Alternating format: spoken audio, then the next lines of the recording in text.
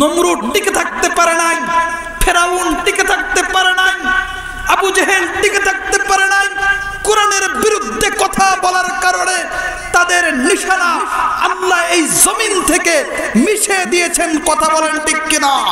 আজকেও যদি এই কোরআনের বিরুদ্ধে, ইসলামের বিরুদ্ধে, আলেম ওলামাদের বিরুদ্ধে চোখ তুলে যারা কথা বলতে চায়, তাদেরকে এই কোরআনের মাহফিল থেকে হুঁশিয়ারি বানিয়ে দিতে চাই, তোমরা সাবধান হয়ে যাও। তোমরা ফেরাউনের মতো হতে পারো নাই, তোমরা নমরুদের মতো হতে পারো নাই, তোমরা আবু জাহেলের মতো হতে পারো নাই। তোমাদের মতো বড় বড় কত কাফের মুশরিকরা বাহাদুরি দেখিয়েছিল, ক্ষমতা দেখিয়েছিল, তাদের ক্ষমতা আল্লাহ নিমিষেই শেষ করে দিয়েছে। কথা বলেন ঠিক কিনা? যদি মুমিন বান্দা মানুষদেরকে ভয় করত, আল্লামা সাঈদীর 13টা বছর কারাগারে বন্দী থাকা লাগতো না। কথা বলেন ঠিক কিনা? যদি আলেম ওলামারা, কোরআনের বন্ধুরা, কোরআনের আশিকরা, ইসলামের বন্ধুরা আল্লাহ ছাড়া কোন মাখলুককে ভয় করত, তারা জেলখানার মধ্যে বছরকে বছর কারাবদ্ধ থাকতো না। কথা বলেন ঠিক কিনা? তারা মুমিনরা আল্লাহ তাআলাকে ভয় করে, আল্লাহর উপর ভরসা করে, তারা 13টা বছর কারাগারে বন্দী করে আল্লামা দেলোয়ার হোসেন সাঈদীকে শহীদ করে দিয়েছে। কিন্তু প্রত্যেকটা এলাকায় এলাকায়, প্রত্যেকটা অলিতে গলিতে দেলোয়ার হোসেন সাঈদীর মতো আল্লাহ বক্তা রেডি করে দিয়েছেন। কথা বলেন ঠিক কিনা? পারবে না। পৃথিবীর শুরু লগ্ন থেকেই যারা কোরআনের বিরোধিতা করার চেষ্টা করেছে, আল্লাহ তাদের ক্ষমতা মাটির সঙ্গে মিশে দিয়েছে। কথা বলেন ঠিক কিনা? আমরা সবাই দাবি করি আমরা মুসলমান, কিন্তু আসলেই কি আমরা মুসলমান? পৃথিবীর সমস্ত মুসলমান যদি প্রত্যেকটা অলিতে গলিতে গিয়ে মাইকিং করে যে আমি মুসলমান, আমি ঈমানদার, আমি মুমিন, আর আমার আল্লাহ যদি বলে তুমি মুসলমান না, তুমি ঈমানদার না, কথা বলেন আপনার আমার মাইকিং করা কোনো কাজে আসবে? আসবে না।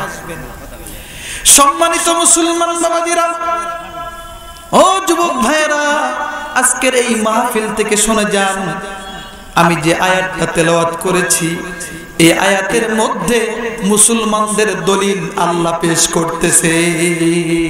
সুবহানাল্লাহ। আপনি আমি মুসলমান কিনা, আপনি আমি ঈমানদার কিনা, এই আয়াতের মধ্যে যদি আমি আলোচনা করি, এই আয়াত থেকে যদি আপনাদেরকে আলোচনা শোনাই, তাহলে আপনি নিজেই সিদ্ধান্ত নিতে পারবেন হুজুর আমি মুসলমান কিনা। শুনবেন, আলোচনা শুনবেন, শুনবেন। যদি শুনেন আর একটু সামনে আসেন, সবাই একটু সামনে আসেন, তাড়াতাড়ি, সময় কম, তাড়াতাড়ি আসেন, একটু সামনে আসেন। মাশাআল্লাহ, একটু জিকির করেন লা ইলাহা, জোরে লা ইলাহা,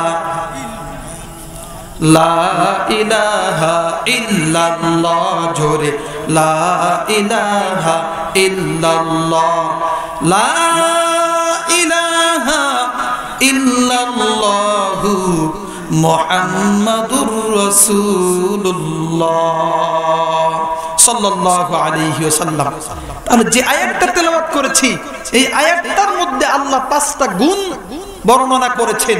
এই 5টা গুণ যেই ব্যক্তির ভিতরে থাকবে, যেই ব্যক্তি অর্জন করতে পারবে, ওই ব্যক্তিকে আল্লাহ আরো 3টা পুরস্কার দান করবেন। চিৎকার করে বলেন সুবহানাল্লাহ। শুধু তাই নয়, এই 5টা গুণ যদি কোনো ব্যক্তি অর্জন করতে পারে, এই 5টা গুণে যদি গুণান্বিত হইতে পারে রে মুসলমান, তাহলে ওই ব্যক্তির ব্যাপারে আমার আল্লাহ বলেন উলাইকা হুমুল মুমিনুনা হাক্কা। ও মুসলমান ভাইরা, আল্লাহ বলতেছেন ওই সমস্ত ব্যক্তিরাই হলো আমি আল্লাহর কাছে খাঁটি মুমিন।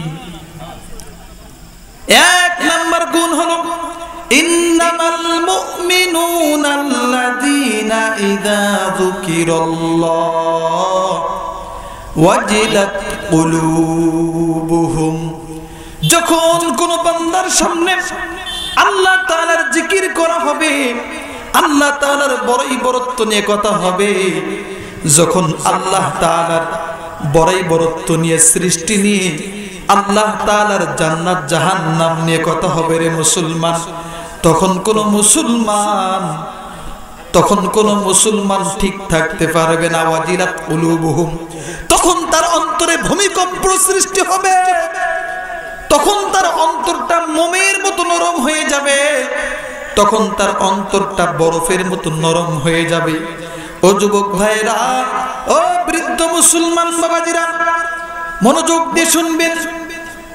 যদি কোনো বান্দার সামনে আল্লাহ তাআলার বরত্ব নিয়ে কথা হয়, তখন তার অন্তরটা নরম হয়ে যাবে, তার হৃদয়টা মোমের মতো নরম হয়ে যাবে। কিন্তু আমরা এমন মুসলমান, আমাদের অন্তর তো নরম হয়ে যাওয়া দূরের কথা, বিগত 16টা বছর আমরা লক্ষ্য করেছি ডানে বামে থেকে পাতি মাস্তানরা বক্তার থেকে মাইক কেড়ে নিত। কথা বলেন ঠিক কিনা?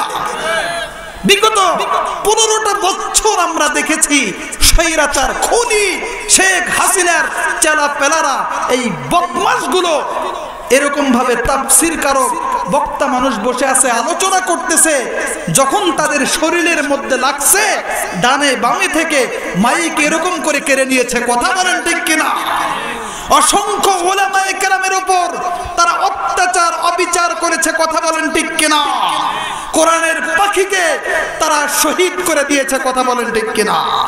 অসংখ্য মাদ্রাসা মসজিদকে বন্ধ করে দেওয়ার জন্য তারা ষড়যন্ত্র করেছে। সাধারণ আপামর মুসলমান জাতির ইমানকে ধ্বংস করে দেওয়ার জন্য, ইমানকে হরণ করে দেওয়ার জন্য তারা অসংখ্য ষড়যন্ত্র করেছিল। কথা বলেন ঠিক কিনা? প্রিয় মুসলমান ভাইরা, তারাও দাবি করে আমি মুসলমান। কথা বলেন ঠিক কিনা? তারাও দাবি করে আমি মুসলমান। ও যুবক ভাইরা, বৃদ্ধ বাবাজিরা, আল্লাহর নবীর একজন সাহাবী ছিল, তার নাম ছিল হযরতে হামজা। হযরতে হামজা রাদিয়াল্লাহু তাআলা আনহু বলেন, আমি যখন বিশ্ব নবীর দরবারে বসে থাকতাম, বিশ্ব নবী যখন আল্লাহ তাআলার বরত্বের কথা বলতো, বিশ্ব নবী যখন জান্নাত জাহান্নামের কথা শোনাইতো, তখন আমি হামজার অন্তরটা নরম হয়ে যাইতো। দুনিয়ার মহব্বত অন্তরে থাকতো না, স্ত্রীর কথা মনে পড়তো না, সন্তানের কথা মনে পড়তো না, দুনিয়ার সম্পদের কথা মনে পড়তো না।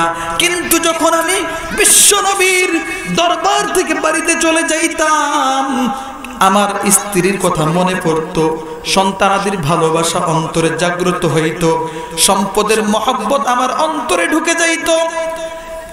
এই জন্য আমি বাড়ি থেকে বের হয়ে রাস্তায় গিয়ে আমি মানুষদের সামনে বলতেছি, ও লোক সকল, আমি হামজা মুনাফিক হয়ে গেছি, আমি হামজা মুনাফিক হয়ে গেছি। কিন্তু আমাদের বাংলাদেশের অসংখ্য মুসলমান আছে, তারা এই যে ওয়াজ তো শুনে দূরের কথা, ওয়াজও শুনে, মসজিদে জুমার বয়ানও শুনে, হুজুরদেরকে ভালোবাসে, কিন্তু ঠিক মতো আবার তারা দাবি করে আমরা মুসলমান। কিরকম ভালোবাসে জানেন? তারা কিরকম ভালোবাসে? এই যে ওয়াজ শুনতেছেন, এখানে লিল্লাহে তাকবীর দিবেন, আল্লাহু আকবার বলবেন, এখনই হুজুরে এসে গ্রেফতার করার পরোয়ানা জারি করুক, এখান থেকে পলাবেন। কথা বলেন ঠিক কিনা? এই বাংলার জমিনে অসংখ্য আলেমদের উপর নির্যাতন, অত্যাচার, অবিচার করা হয়েছে। আমরা সাধারণ আপামর মুসলমান চোখ দিয়ে দেখেছি, একদিনও প্রতিবাদ করি নাই। এমন মুসলমান আছে না? নাই? আছে। কিন্তু আমরা কেমন মুসলমান? ঠেকাই পড়লে হুজুরে ভালোবাসি, বিয়ে মেয়ের বিয়ে দিব, হুজুর এক রাত 2টা বাজে ফোন দেয়, হুজুর তাড়াতাড়ি আসেন, বিয়ে পড়ানো লাগবে। বাড়িতে কেউ মারা গেছে, হুজুর যেখানেই থাকেন আপনাকে দিয়ে জানাজা পড়াবো। কথা বলেন ঠিক কিনা? ঠেলাই পড়লে আলেমদেরকে ভালোবাসা, এই ভালোবাসার কোনো দাম নাই। বিশ্ব নবীর সাহাবী হযরতে হামজা রাদিয়াল্লাহু তাআলা আনহু রাস্তায় রাস্তায় যায় আর বলে, হে লোক সকল, আমি মুনাফিক হয়ে গেছি, আমি মুনাফিক হয়ে গেছি। রাস্তার মধ্যে আবু বকরের সঙ্গে দেখা। আবু বকর ডাক দিয়ে বলে, হামজা রে, তুমি কেন নিজেকে মুনাফিক দাবি করতেছো? হযরতে হামজা রাদিয়াল্লাহু তাআলা আনহু আবু বকরকে বলে, আবু বকর রে, আমি যখন বিশ্ব নবীর দরবারে থাকি, বিশ্বনবী যখন জান্নাত জাহান্নামের কথাগুলো শোনায়, বিশ্বনবী যখন আল্লাহ তাআলার বড়াই বরত্বের কথা বলে, আমি হামজার হৃদয়টা নরম হয়ে যায়, আমি হামজার অন্তরটা মোমের মতো গলে যায়। স্ত্রীর কথা ভুলে যাই, সন্তানের কথা ভুলে যাই, সম্পদের কথা ভুলে যাই। কিন্তু মুসলমান আমরা এরকম ভাবে আলোচনায় বসে ওয়াজ শোনার পরে আমরা কিন্তু ঠিকই বাড়ির চিন্তা ভাবনা করতেছি, কথা বলেন ঠিক কিনা? কিন্তু হামজা রাদিয়াল্লাহু তাআলা আনহু আবু বকরকে ডাক দিয়ে বলল, আবু বকর রে, আমি বিশ্বনবীর দরবার থেকে যখন বাড়িতে আসি তখন কিন্তু আবার আমি স্ত্রীর মহব্বতে পড়ে যাই, সন্তানের মহব্বতে পড়ে যাই। এই জন্য আমি দাবি করতেছি আমি হলাম মুনাফিক। হযরত আবু বকর সিদ্দিক রাদিয়াল্লাহু তাআলা আনহু হামজাকে ডাক দিয়ে বলে, হামজা রে, তাহলে আমি তো তোর চেয়ে বড় মুনাফিক। আল্লাহু আকবার বলেন। হযরত আবু বকরের মতো সর্বশ্রেষ্ঠ সাহাবী দুনিয়াতে আর কেউ আছে? আছে? জান্নাত প্রাপ্ত একজন সাহাবীর নাম হলো হযরত আবু বকর সিদ্দিক রাদিয়াল্লাহু তাআলা আনহু। তিনিও দাবি করতেছেন আমি হলাম মুনাফিক। কিন্তু আমাদের বাংলার জমিনে অসংখ্য মুসলমান পাওয়া যাবে, মুখে নাই দাড়ি, মাথায় নাই টুপি, 5 ওয়াক্ত নামাজ তো পড়ার কোনো খবরই নাই, ওই ব্যক্তিও দাবি করে আমি হলাম মুসলমান। কথা বলেন ঠিক কিনা? ও তো মুসলমান না। আবু বকর হামজা যদি মুনাফিক দাবি করে তাহলে তো তুমি ত্রিপল মুনাফিক। কথা বলেন ঠিক কিনা? সম্মানিত মুসলমান ভাইরা, এই জন্য আল্লাহ পাক রব্বুল আলামিন ডাকতে বলল, ইন্নামাল মুমিনুনা আল্লাযীনা ইযা যুকিরাল্লাহ ওয়াজিলাত কুলুবুহুম। যখন বান্দার সামনে আমি আল্লাহর বড়াই বরত্বের কথা বলা হবে, আল্লাহর জিকির করা হবে, তখন তার অন্তরটা মোমের মতো নরম হয়ে যাবে। সুবহানাল্লাহ। ও মুসলমান ভাইরা আমার, 2 নাম্বার গুণ হলো وَإِذَا تُلِيَتْ عَلَيْهِمْ آيَاتُهُ زَادَتْهُمْ إِيمَانًا।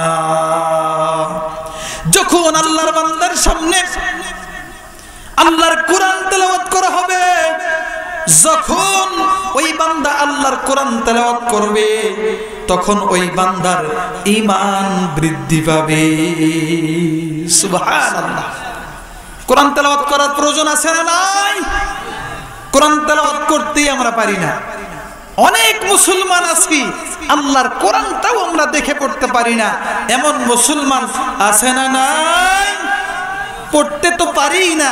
আবার যারা এই কোরআন পড়তে পারে, এই কোরআনের ব্যাখ্যা জানে, কোরআনকে সম্মান করে, ওই ব্যক্তিকেও আমরা দেখতে পারি না। কথা বলেন ঠিক কিনা? এরকম মুসলমান বাংলার জমিনে নাই? নাই? প্রিয় মুসলমান ভাইরা আমার, এই 16টা বছরে স্বৈরাচার দেখেছি, স্বৈরাচারদের চেলাপেলাদেরকে দেখেছি। এরকম ভাবে আলেম ওলামারা রাত দিন 24 ঘন্টা মেহনত করে আল্লাহর কোরআন পড়ায়, আল্লাহর কোরআনের ধারক বাহক তৈরি করে, আল্লাহ তাআলার মুমিন বান্দা তৈরি করে। তাদেরকে এই স্বৈরাচাররা দেখতে পারে নাই। কোরআনের কথা বললেই তাদের শরীরে চুলকানি লাগতো, তাদের ঈমান বাড়তো না। কথা বলেন ঠিক কিনা? আল্লাহ বলতেছেন কোরআন তেলাওয়াত করলে, কোরআনের কথা শুনলে ঈমান বৃদ্ধি পায়। আর এই শয়তানের বাচ্চাগুলোর ঈমান দিন দিন নষ্ট হয়। কথা বলেন ঠিক কিনা? যারা এই পৃথিবীর শুরুলগ্ন থেকে আল্লাহর আইনের বিরোধিতা করেছে, কোরআনের বিরোধিতা করেছে, ইসলামকে নিয়ে কটাক্ষ করেছে, আল্লাহ তাআলার প্রিয় রাসূল মুহাম্মদ আরবি সাল্লাল্লাহু আলাইহি ওয়াসাল্লামের চরিত্র নিয়ে যারা কটাক্ষ করেছে, তাদের বাংলার জমিন থেকে আল্লাহ পাক রব্বুল আলামিন তাড়ায় দিয়েছেন। কথা বলেন ঠিক কিনা? কোরআনের বিরুদ্ধে যুদ্ধ করে, কোরআনের বিরুদ্ধে দুশমনি করে বাংলার জমিনে কেউ টিকে থাকতে পারবে না, পারবে না, পারবে না। কথা বলেন ঠিক কিনা? নমরুদ টিকে থাকতে পারে নাই, ফেরাউন টিকে থাকতে পারে নাই, আবু জেহেল টিকে থাকতে পারে নাই কোরআনের বিরুদ্ধে কথা বলার কারণে তাদের নিশানা আল্লাহ এই জমিন থেকে মিশে দিয়েছেন। কথা বলেন ঠিক কিনা? আজকেও যদি এই কোরআনের বিরুদ্ধে, ইসলামের বিরুদ্ধে, আলেম ওলামাদের বিরুদ্ধে চোখ তুলে যারা কথা বলতে চায় তাদেরকে এই কোরআনের মাহফিল থেকে হুঁশিয়ারি বাণী দিতে চাই, তোমরা সাবধান হয়ে যাও। তোমরা ফেরাউনের মতো হতে পারো নাই, তোমরা নমরুদের মতো হতে পারো নাই, তোমরা আবু জাহেলের মতো হতে পারো নাই। তোমাদের মতো বড় বড় কত কাফের মুশরিকরা বাহাদুরি দেখিয়েছিল, ক্ষমতা দেখিয়েছিল, তাদের ক্ষমতা আল্লাহ নিমিষেই শেষ করে দিয়েছে। কথা বলেন ঠিক কিনা? মুসলমান ভাইরা, আল্লাহ এই জন্য বললেন ওয়াইজা তুলিয়াত আলাইহিম আয়াতু, যখন আল্লাহর কোরআন তেলাওয়াত করবা তখন তোমার ঈমান বৃদ্ধি পাবে, কিন্তু কিছু শয়তানের ঈমান কমতে থাকবে। যারা কোরআনের দুশমন তাদের ঈমান কমবে। কথা বলেন ঠিক কিনা?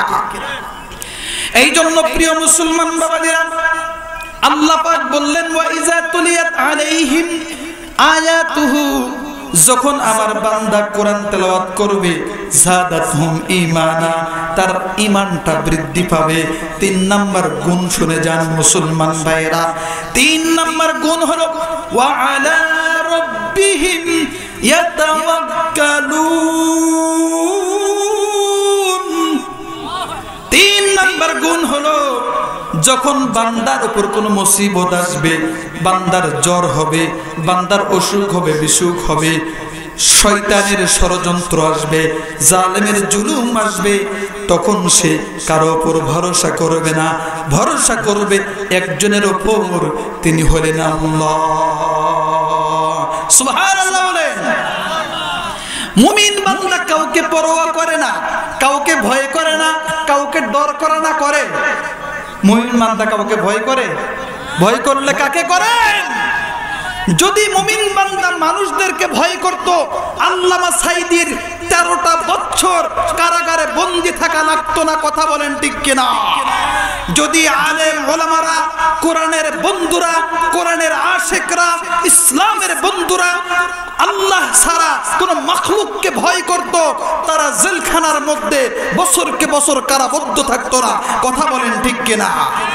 তারা মুমিনরা আল্লাহ তাআলাকে ভয় করে, আল্লাহর উপর ভরসা করে, তারা 13টা বছর কারাগারে বন্দী করে আল্লামা দেলোয়ার হোসেন সাইদিকে শহীদ করে দিয়েছে। কিন্তু প্রত্যেকটা এলাকায় এলাকায়, প্রত্যেকটা অলিতে গলিতে দেলোয়ার হোসেন সাইদির মতো আল্লাহ বক্তা রেডি করে দিয়েছেন। কথা বলেন ঠিক কিনা? পারবে না। পৃথিবীর শুরুলগ্ন থেকেই যারা কোরআনের বিরোধিতা করার চেষ্টা করেছে, আল্লাহ তাদের ক্ষমতা মাটির সঙ্গে মিশে দিয়েছে। কথা বলেন ঠিক কিনা? এই জন্য মুমিন বান্দার 3 নাম্বার গুণ হলো ওয়া আলা রাব্বিহিম ইয়াতাওয়াক্কালুন। মুমিন বান্দা আল্লাহর উপর ভরসা করবে, দুনিয়ার কোন মানুষের উপর ভরসা করবে না, দুনিয়ার কোন মানুষকে ভয় করবে না। ভয় করলে একজনকে করবে, চিৎকার করে বলেন তিনি কে? 4 নাম্বার গুণ আল্লাযীনা ইউকিমুনাস সালাম।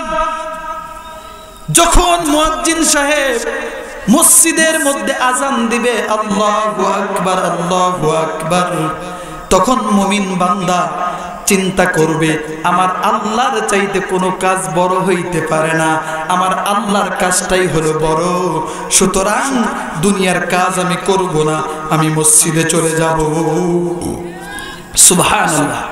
তাহলে মুমিন বান্দার 4 নাম্বার গুণ থাকবে নামাজ কায়েম করা, নামাজ প্রতিষ্ঠা করা, 5 ওয়াক্ত নামাজ সঠিকভাবে আদায় করা।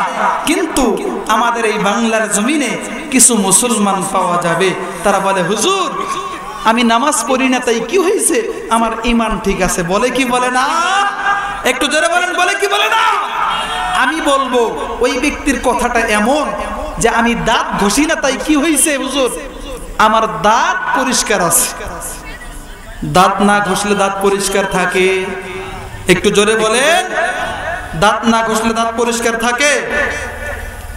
কোন মুমিন বান্দা যদি নামাজ না পড়ে, আল্লাহ তাআলার হুকুম যদি পুরা না করে তার ঈমান ঠিক থাকতে পারে না।